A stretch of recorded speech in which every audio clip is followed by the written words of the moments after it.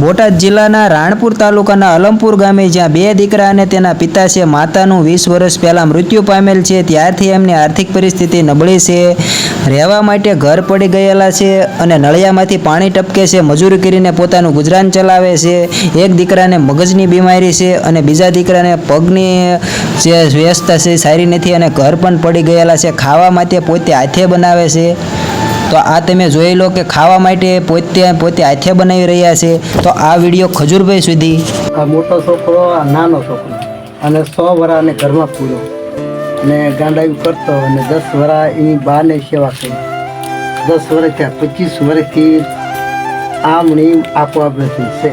તો આ વિડીયો ખજૂરભાઈને પગાડો તો દરેક મદદ કરે તો સારું, પણ મેં પડ્યા રહી આશરો રહેવા તૈયાર નહીં।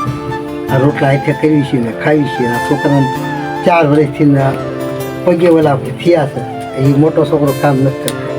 આ નાનો છોકરાને 100 વર્ષ ઘરમાં પૂર્યો, અત્યારે હું એને હારે લઈ દઉં છું કોકના ખેતરોમાં અને અમે ધ્યાન રાખી અને રોટલા દે છે અને ખાવી છીએ। એ નથી, લાઇટ નથી, પણ આવા ઓલા પડ્યા છે વરસાદમાં છે, રહેવું ક્યાં નથી અમારે ઘરે। અને આ છોકરાને આવું થઈ ગયું કેટલા વર્ષથી, એટલે અમારે કામ કરવા ત્યાં લાગે, તમને એવું લાગે કે આ ખોટું બધા, પણ ખોટું ન કોઈ આવું કરે આજકાલ કરતા।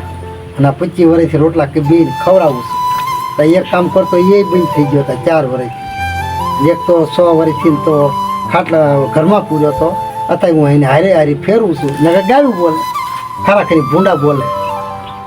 બસમાં બીમારી છે અને કોઈ ખબર પડતી નથી આમાં, અને નકરી કોક આવે તો ગાયું બોલે।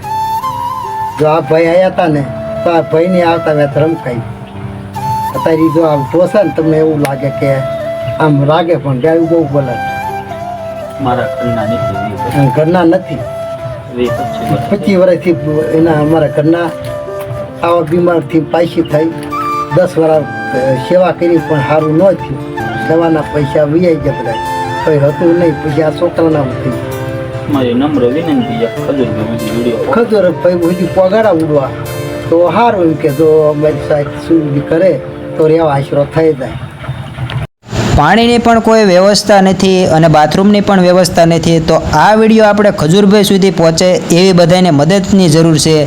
તો બધાએ આપણે વિનંતી એટલી જ કરવી કે ખજૂરભાઈ સુધી વિડીયો પહોંચે અને આમની મદદ કરે। જય માતાજી, જય મોગલ।